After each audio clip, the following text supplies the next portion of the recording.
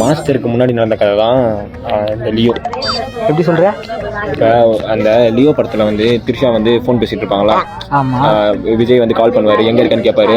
அப்போ வந்து த்ரிஷா சொல்லுவாங்க ஆஃபீஸில் இருக்கேன் அந்த மாதிரி சொல்லுவாங்க. ஆனால் பார்த்தா ஏர்போர்ட்டில் இருப்பாங்க. சவுண்ட் கேட்கும் பின்னாடி. ஸோ அந்த ஏர்போர்ட்லேருந்து கிளம்பி போயிட்டு டேரெக்டாக அவங்க எங்கே போவாங்கன்னா சென்னை போவாங்க.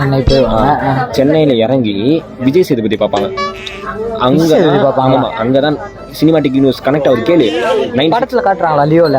சொல்றேன் கேளு, இது ஒரு தியரி. 96 இருக்கா, அந்த 96 வந்து அந்த லியோக்கு அப்புறம் தான் 96.